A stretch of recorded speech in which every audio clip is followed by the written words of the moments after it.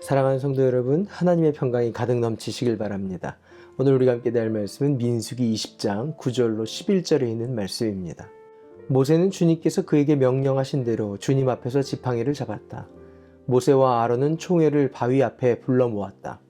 모세가 그들에게 말하였다. 반역자들은 들으시오. 우리가 이 바위에서 당신들이 마실 물을 나오게 하리오. 모세는 팔을 높이 들고 그의 지팡이로 바위를 2번 쳤다. 그랬더니 많은 물이 솟아나왔고 회중과 그들의 가축대가 마셨다. 민수기 20장의 시간적 배경과 장소적 배경에 대한 이해가 먼저 필요합니다.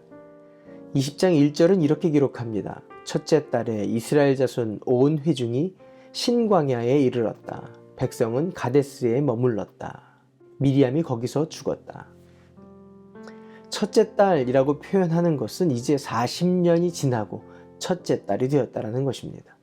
결국 19장에서 고라와 다단과 아비람의 반역 사건 뒤에 38년 유랑의 시간이 생략되었고 이것 신광야 가데스에 돌아온 것입니다.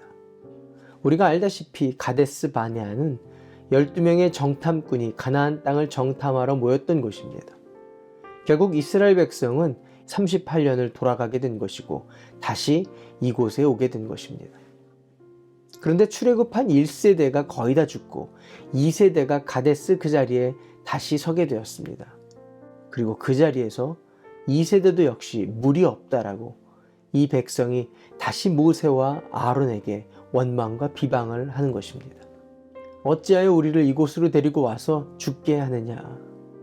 모세와 아론은 땅에 얼굴을 대고 기도했고 하나님은 영광 중에 임재하면서 그들에게 말씀하십니다. 모세에게 바위를 명하여 물을 내어 백성에게 마시게 하라는 것입니다. 모세는 주님의 음성을 듣고 백성들에게 나아가서 이 반역자들은 들으시오. 우리가 이 바위에서 당신들이 마실 물을 나오게 하리오 라고 외치면서 바위를 2번 내려치게 됩니다. 물이 나오게 되자 백성과 가축대가 물을 마시게 됩니다. 하나님은 이런 모세의 말과 행동을 두고 이렇게 말씀하십니다. 너희는 이스라엘 자손이 보는 앞에서 나의 거룩함을 나타낼 만큼 나를 신뢰하지 않았다. 하나님은 이 일로 인해서 이들이 가나안 땅에 들어가지 못할 것이라고 말씀하셨습니다. 하나님은 비록 모세라 할지라도 하나님의 영광과 거룩을 가리는 것이 자기의 혈기가 된다는 것을 말씀하십니다. 인간적인 이해로 모세의 말과 행동이 이해될 수 있습니다. 38년 광야의 시간을 보내고 돌아온 땅이 또다시 그 가데스가 되었다는 것. 그리고 1세대도 아닌 2세대가 다시 불평과 원망과 비방하는 것을 듣게 되었을 때 모세는 많이 마음이 무너졌을 것입니다. 그러나 그럼에도 불구하고 모세가 하지 말아야 할 말과 행동이 이어진 것입니다. 이 반역하는 자들은 들으시오. 우리가 이 바위에서 물을 나오게 하리오. 오늘도 성도와 성도의 삶은 하나님이 이끄십니다. 성도는 자신의 경험과 자신의 인격으로 살지 않고 오직 하나님의 은혜와 긍휼로 사는 사람들입니다.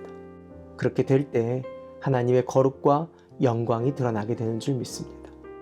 성도의 삶과 가정, 교회에 하나님의 거룩과 영광이 가득 넘쳐나길 소원합니다. 기도할까요? 좋으신 하나님, 나의 나된 것은 하나님의 은혜입니다. 하나님의 영광만 드러나는 하나님의 사람들 되게 하옵소서. 예수님의 이름으로 기도합니다. 아멘. 오늘도 성령님과 동행하시는 하루 되시길 바랍니다. 화이팅!